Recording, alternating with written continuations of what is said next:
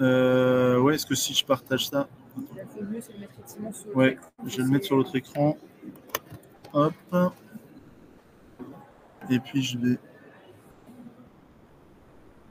Hop. J'ai perdu ma souris. Pourquoi ça va plus s'afficher maintenant? Là. Hop. Voilà. Là, on est bon. Il faut que je retourne sur l'autre truc. J'imagine.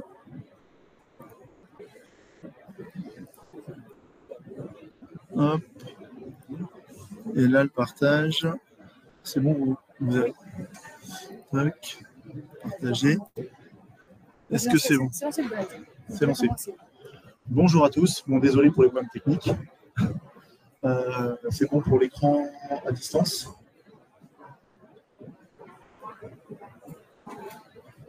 C'est OK?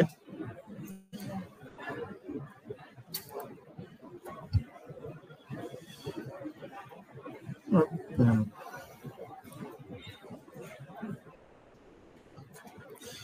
Alors, si j'ai mon bon écran aussi.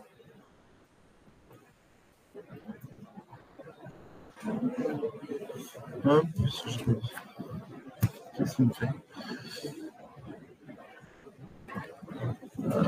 Tac.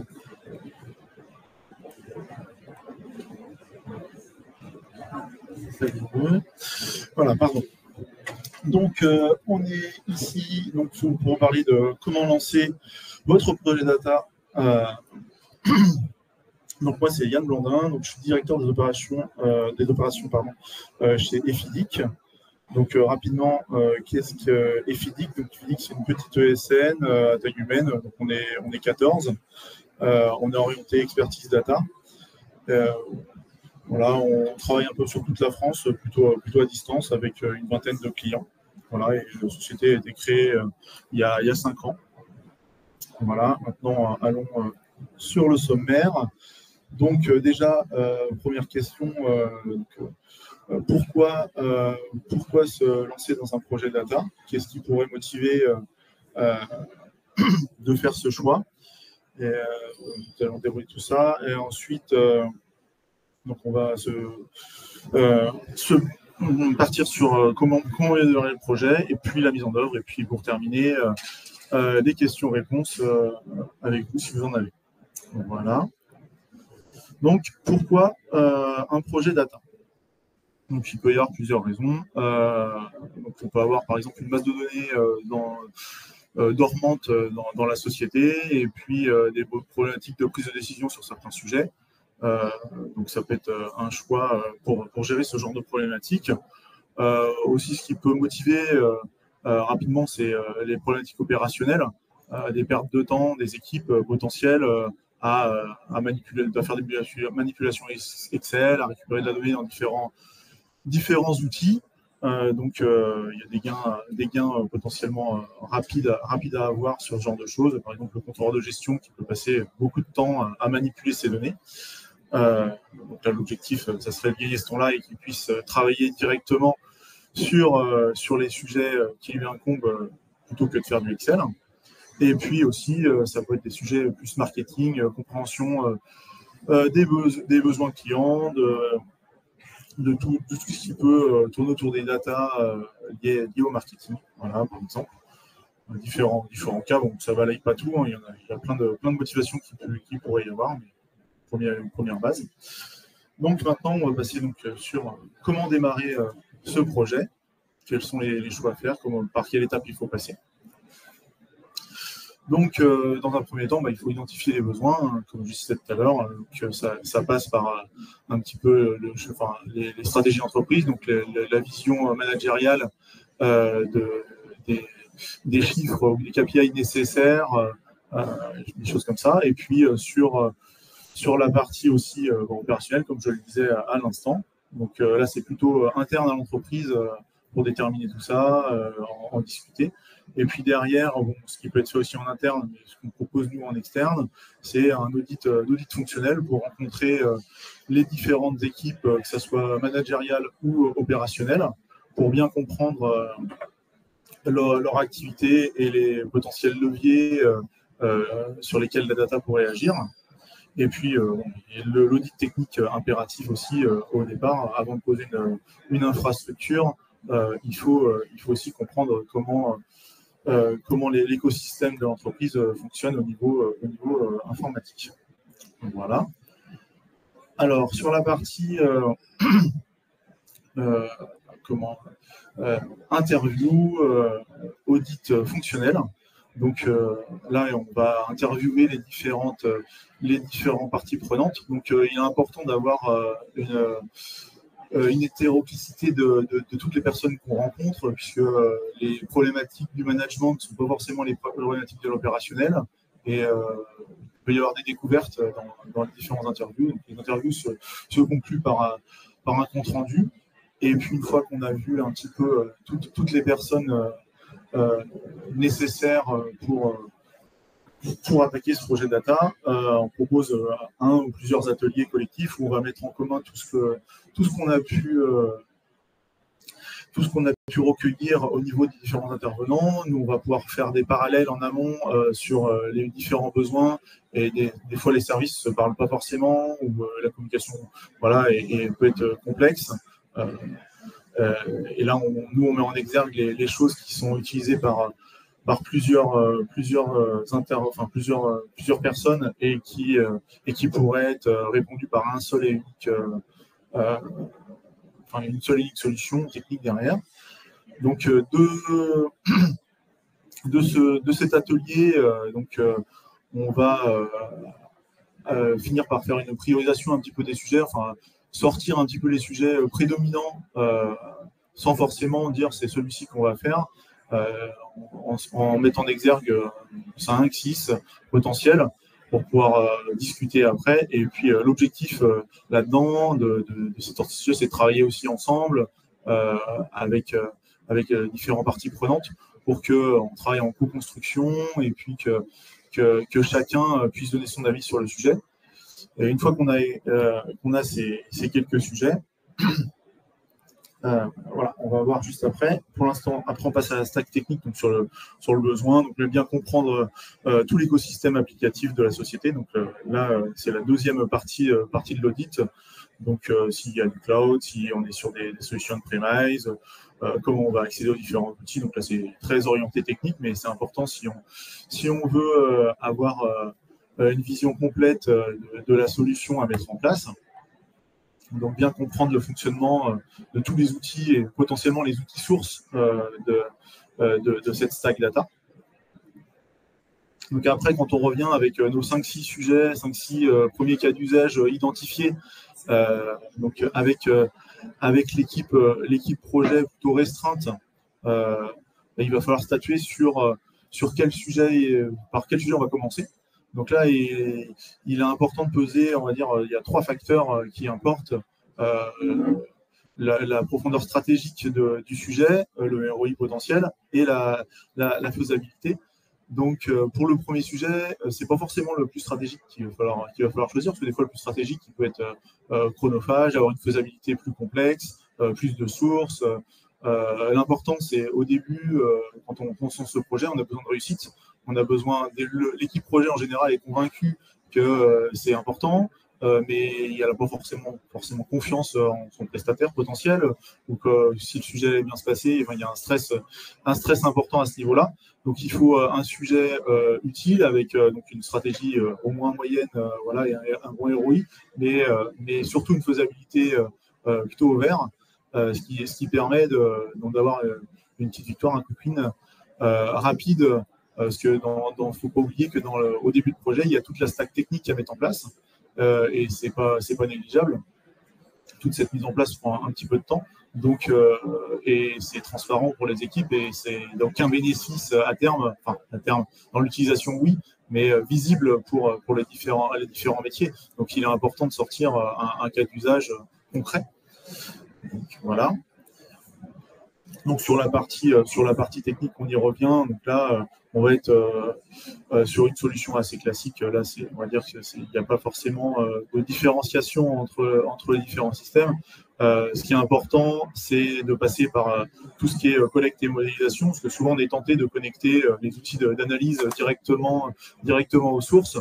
Donc, ça marche un temps, mais après, on peut avoir des problématiques. Et puis, la maintenabilité n'est pas forcément au rendez-vous, où on se retrouve à faire des développements en plusieurs exemplaires, puisqu'il y a plusieurs tableaux de bord qui ont le même indicateur, et on commence à le manipuler ou à le calculer directement en DataVis. Donc, ça, c'est pas une bonne chose. Donc, on peut passer par les étapes un peu classiques dans notre métier, mais c'est-à-dire la collecte de données et puis la modélisation, pour répondre vraiment aux besoins métiers avec les calculs d'indicateurs plutôt en base. Donc là, on explorera ça un peu plus en détail, un peu plus loin. Nous, ce qu'on propose, pour le coup, là, c'est très orienté et physique, c'est que nous, la stack technique qu'on propose, c'est plutôt orienté cloud, parce qu'on est pour les nouvelles technologies, et puis ça apporte un certain nombre d'avantages. Je parlais de temps à passer pour la mise en place, mais les stacks techniques cloud sont plus facilement, c'est plus rapide à déployer, beaucoup plus rapide, et à la scalabilité derrière. Donc, si vous montez en volume, il n'y aura pas forcément d'efforts à faire sur toute l'infrastructure. Donc ça, c'est une chose importante. Et puis, les coûts sont maîtrisés et assez faibles, en définitive, par rapport à une infra on-premise, parce que l'infra on-premise implique une équipe, implique des évolutions, des migrations d'outils, des choses comme ça, alors que côté cloud, tout évolue au fil de l'eau, plus ou moins, assez facilement. Et puis après, ça apporte une maintenabilité, parce que comme c'est des solutions un petit peu dans l'air du temps, il est facile de trouver des personnes qui savent utiliser. Et puis après, on peut connecter ces solutions assez facilement avec différents outils.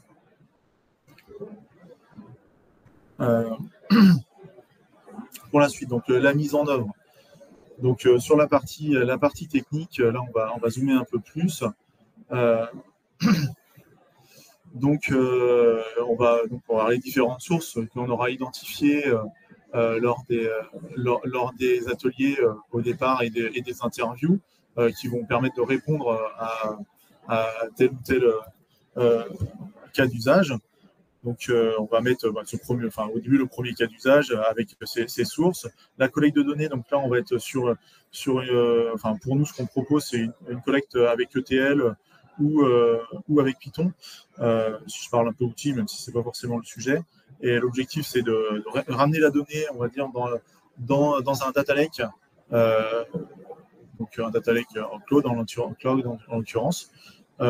Récupérer la donnée et puis après l'historiser pour pouvoir l'utiliser facilement et puis maîtriser tous les changements qu'il peut y avoir dans les outils opérationnels où l'historisation n'est pas forcément mise en place.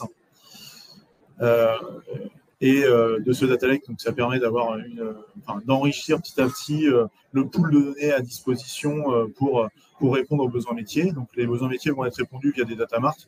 Donc potentiellement différents niveaux, ça dépend comment vous êtes structuré. Ça dépend, par exemple, ce qui peut arriver, c'est qu'on peut avoir plusieurs bases clients. Donc il y a une partie un peu MDM à gérer, mais il y a le fait de gérer une centralisation des informations et d'avoir une donnée unique pour pouvoir avoir des tableaux de bord plus cohérents derrière, plutôt que d'avoir des doublons et d'être obligé de faire des agrégations plus complexes et la visualisation est moins sympathique. Donc, mise en place de ces data marts. Donc là, c'est des tables purement et simplement qui répondent aux besoins du cas d'usage avec les calculs de KPI qui vont bien dedans. Et puis après, on va pouvoir utiliser ces data marts au niveau de l'analyse. Donc dans les outils les outils de DataVis. Donc, ça peut être aussi utilisé pour être réenvoyé dans d'autres applicatifs. D'autres applicatifs type un CRM, par exemple. Le commercial, c'est son outil premier, il n'a pas forcément... c'est pas forcément simple pour lui d'utiliser plusieurs outils. Ça peut être une solution d'avoir tout à disposition. Il a sa fiche client CRM. On peut l'enrichir assez facilement aussi selon des KPI calculés via la stack BI.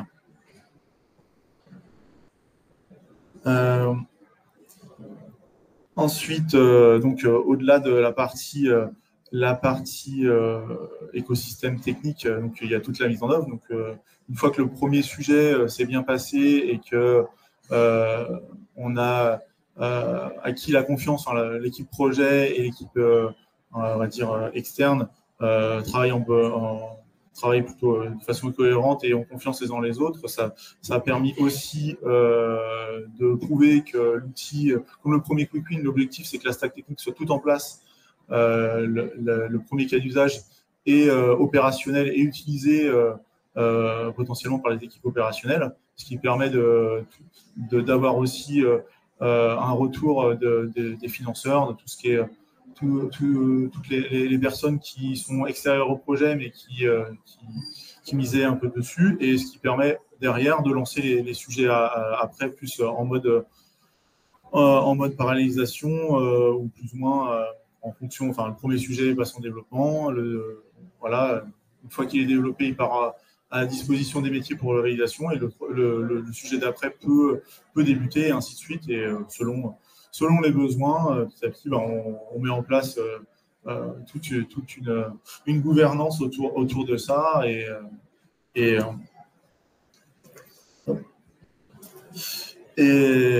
la routine de projet se met en place. Alors selon il y a tous les paramètres budgétaires et les paramètres de besoin. Si le projet peut s'arrêter au bout d'un sujet, ou de deux, ou de trois, ou ainsi de suite, selon. Voilà. Si on parle alors, sur une vision globale de ce projet, donc il se découpe, comme vous avez pu l'entendre, donc en plusieurs parties. Donc la partie audit, qu'il ne faut pas négliger, parce que si on ne pose pas les bonnes bases au niveau du début du projet, c'est aussi c'est problématique potentielle. Donc là, après, on est sur les préconisations, donc c'est cet audit, donc là, c'est ce qu'on a vu tout à l'heure, donc avec tout ce qui est architecture technique et choix des cas d'usage pour entraîner le projet dans la réussite. Et puis après, il y a tout ce qui est la partie déploiement qu'on vient de voir, donc avec l'installation de la plateforme. Donc pour indicateur, par exemple, ce qui peut être intéressant, c'est en gros une plateforme quel que soit un petit peu l'outil cloud, c'est environ un mois de mise en place. Donc ça, c'est un passage immuable. Voilà pour un ETP. Et puis après, on part sur les itérations de cas d'usage. Et potentiellement, selon comment l'entreprise est structurée, il y a une partie potentielle formation, parce que s'il y a des équipes internes qui reprennent le sujet, si par exemple, ce qui arrive souvent, c'est la data vise peut avoir un intérêt, par exemple, pour un contrôleur de gestion qui a envie de gratter un petit peu ses données et qui a envie de faire ses visualisations. Souvent, c'est ce qui arrive, c'est qu'on forme au niveau data vise et la préparation de données reste externalisée. Alors, selon les structures des entreprises, hein, bien sûr. Voilà. Donc, j'ai fait à peu près le tour. Est-ce que vous avez des questions ?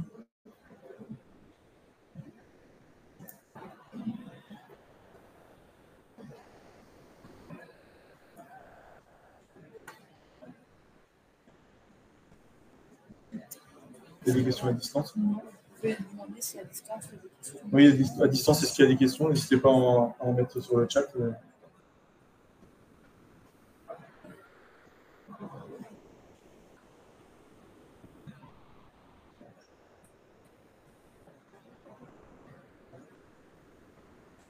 Non, il y a un peu de questions. Pour l'instant. Bon.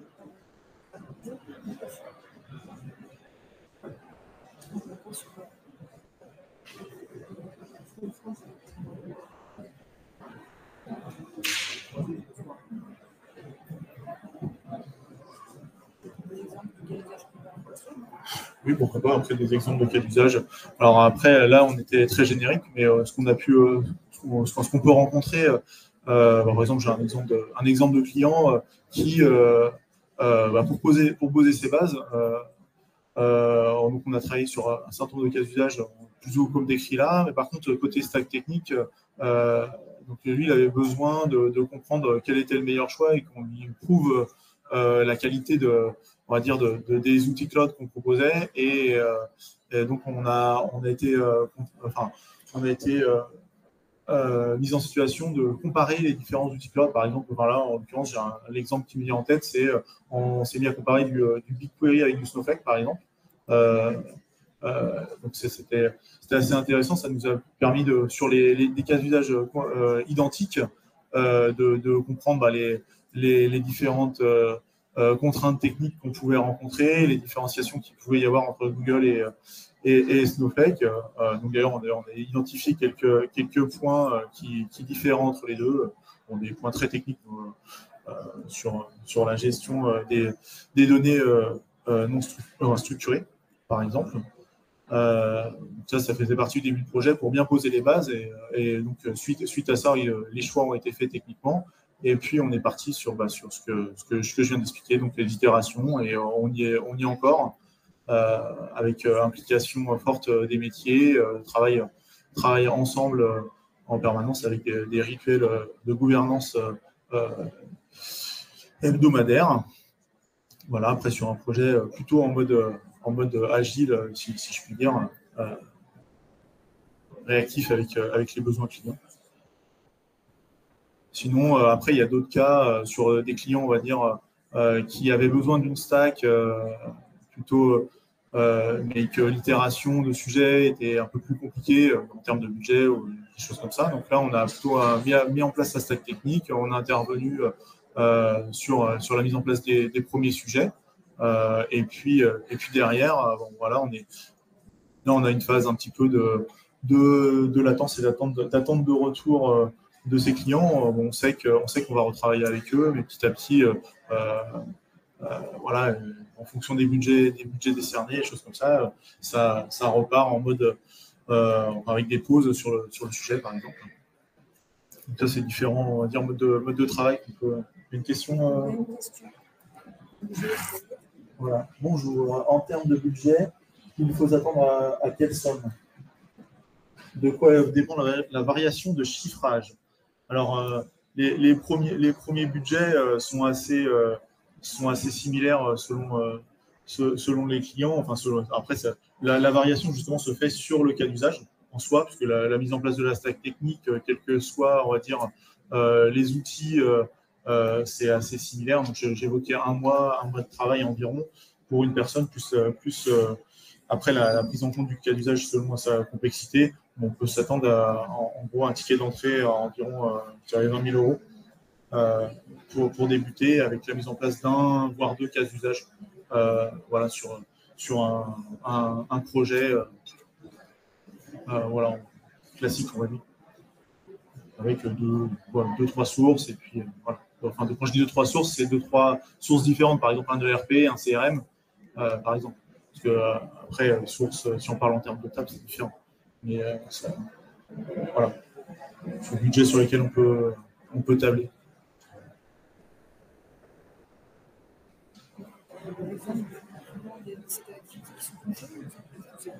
Alors après, oui, on travaille avec les secteurs d'activité touchés,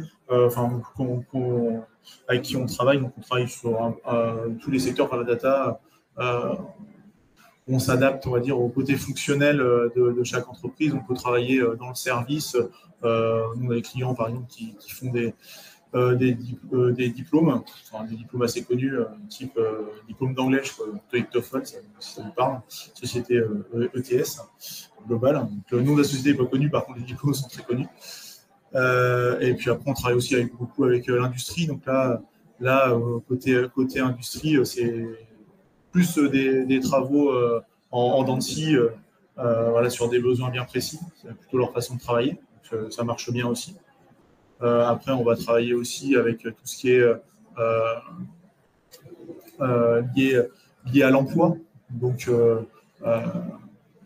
on travaille avec le département de la Bretagne, par exemple, où on travaille conjointement avec une équipe en IA pour essayer de croiser les besoins en compétences des offres d'emploi avec les profils sur le marché et voir un petit peu les formations potentielles qu'il faudrait mettre en place pour bien répondre aux offres. Autrement, on travaille aussi avec des entreprises type qu'est-ce que j'ai comme sujet on me souffle. J'entends pas en plus, c'est ça le problème. Donc, j'ai plus.